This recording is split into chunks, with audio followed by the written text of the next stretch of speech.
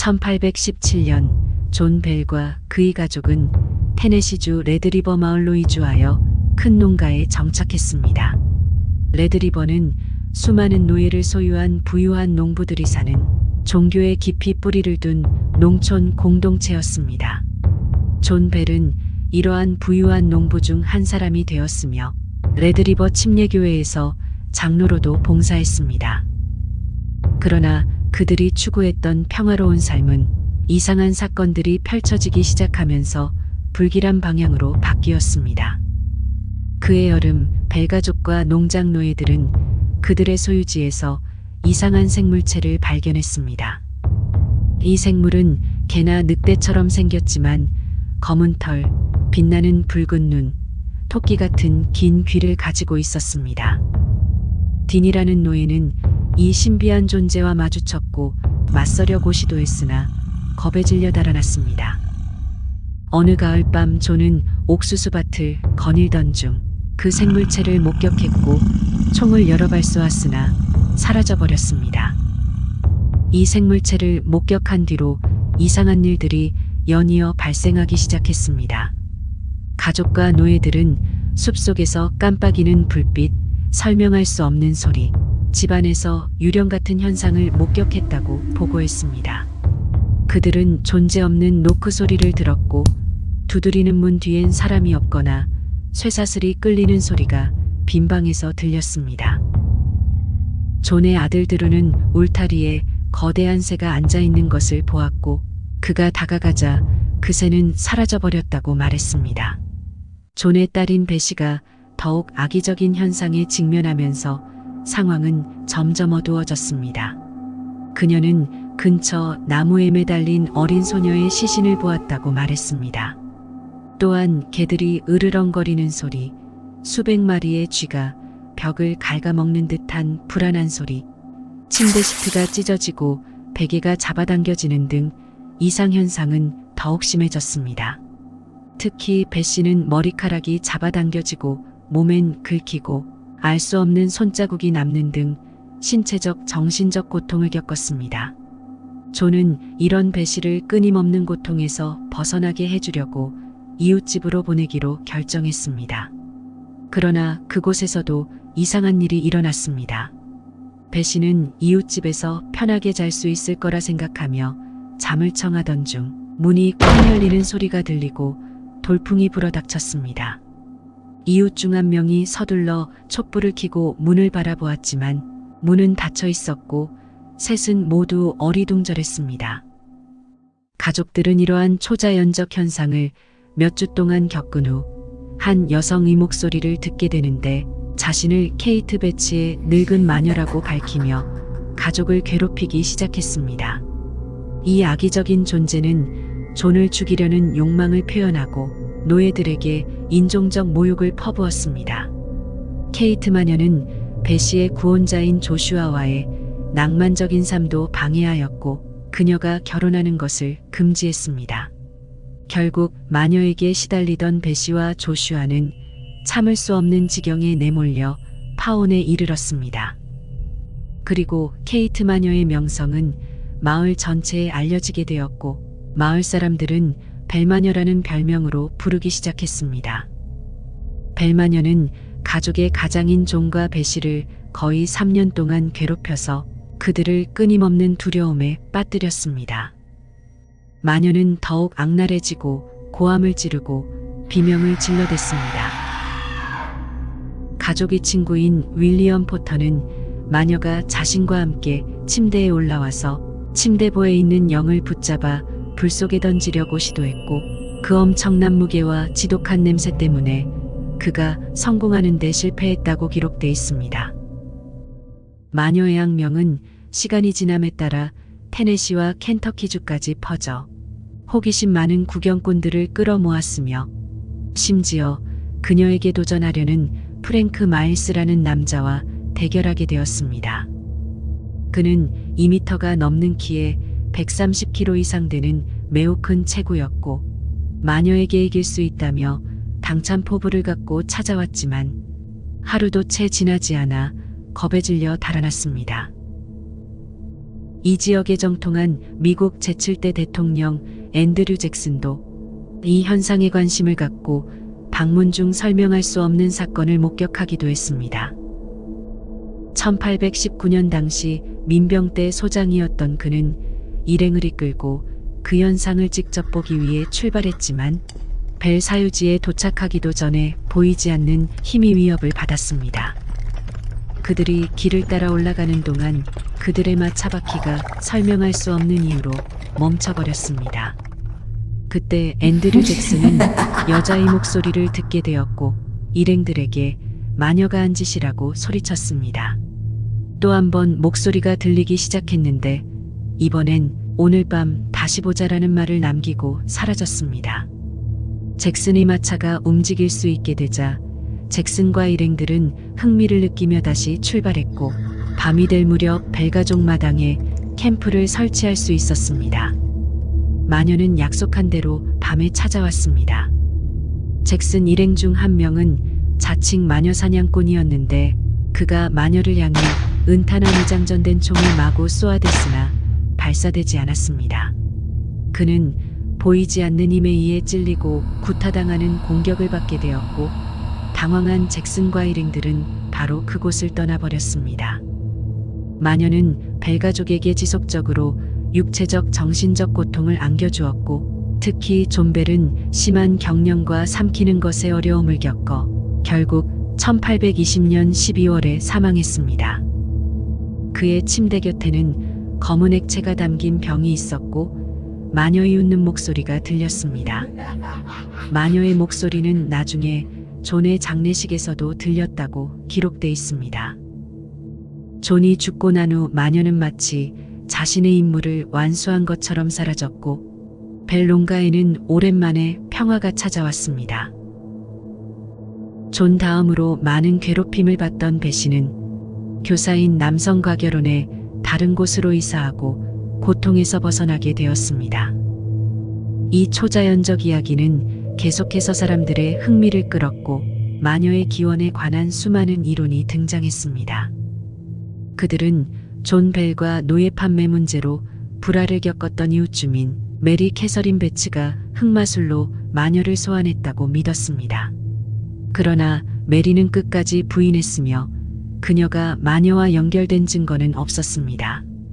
또 다른 사람들은 훼손된 원주민들의 무덤이 있던 장소를 지목해 분노한 그들의 영혼들이 저지른 일이라고 제시했습니다. 당시에는 특히 초자연과 영적 신앙의 역사를 갖고 있었기 때문에 이러한 이론들은 꼬리를 물고 생겨났습니다. 죽은 자의 영혼은 살아있는 사람만큼 현실성 있게 다뤄졌고 마법의 존재도 마찬가지였습니다. 이 전설은 1828년 벨 마녀가 다시 돌아왔을 때 특히 존 벨 2세를 표적으로 삼아 부활했습니다. 벨 마녀는 남북 전쟁을 포함한 다양한 중요한 사건을 예언하고 107년 후 다시 돌아오겠다고 했지만 이 예언은 실현되지 않았습니다. 그럼에도 불구하고 벨 가문의 일부 후손들은 오늘날 으스스한 경험을 보고하여 전설을 계속 이어가고 있습니다.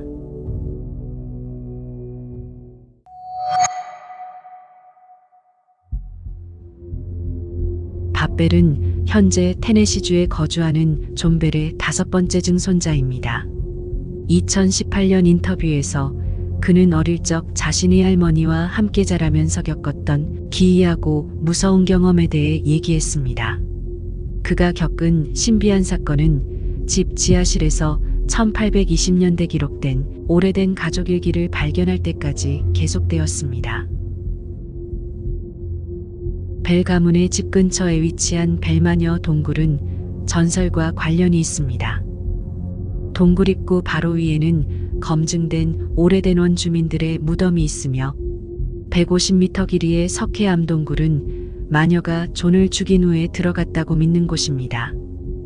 동굴 내부에서는 원주민 여성의 유해가 묻혀 있었고 동굴 내의 특정 벽은 직사각이 암석으로 막혀 있었는데 안쪽엔 원주민의 매장지가 있는 방으로 사용되었습니다.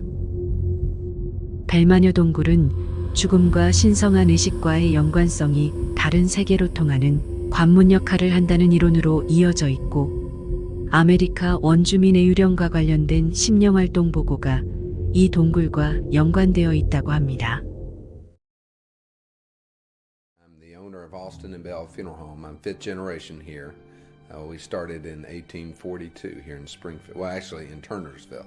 Well, it wasn't talked about a lot when I was young. My grandmother was sort of ashamed of it. I guess that was the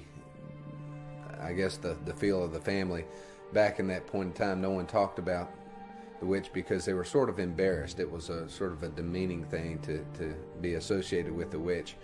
And so I didn't learn a lot about it till later in life. And the Blair Witch Project came out, and this explosion of interest in the Bell Witch came about, and then everybody started talking about it, and it's become sort of a fun thing to do now.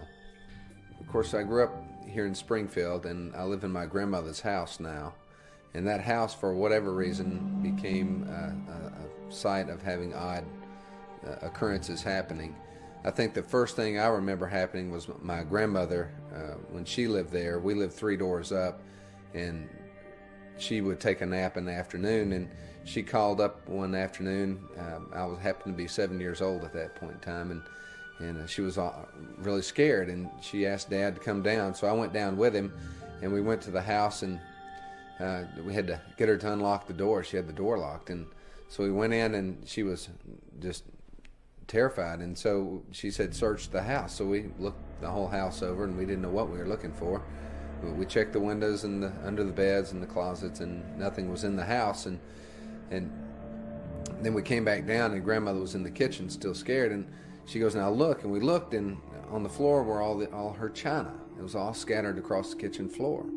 And she proceeded to tell us that she was upstairs taking a nap, and she heard this crash that woke her, and she came downstairs and saw all her dishes on the floor.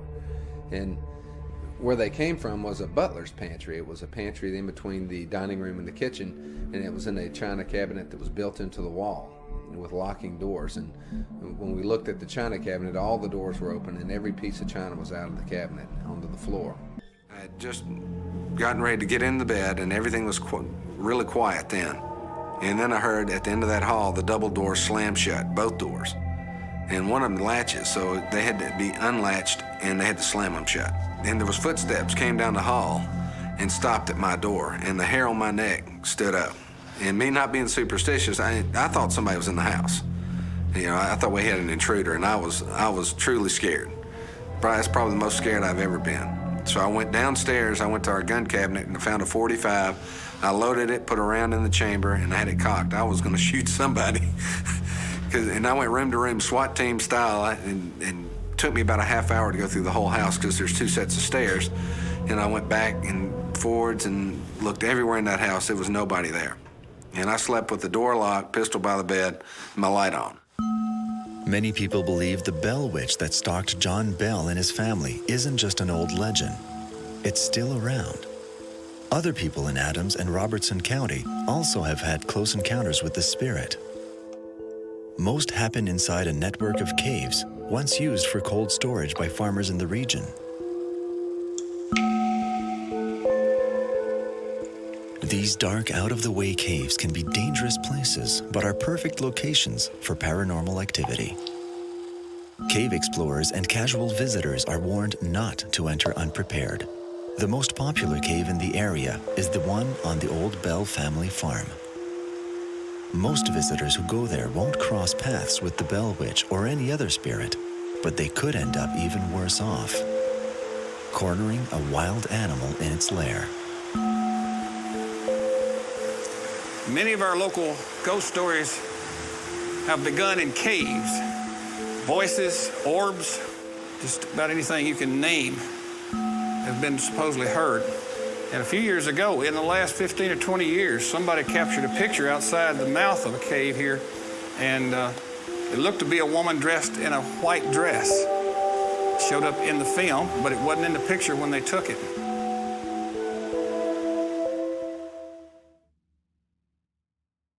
벨 마녀는 1999년 공포영화 블레어 위치에 영감을 주었고 2007년부터 20년까지 다양한 책과 영화에 영향을 주었습니다.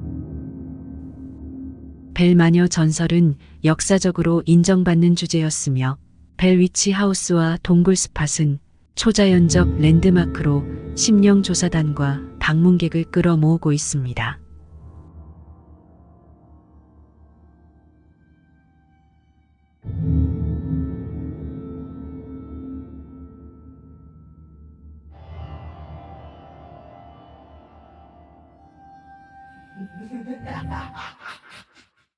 시청해 주셔서 감사합니다.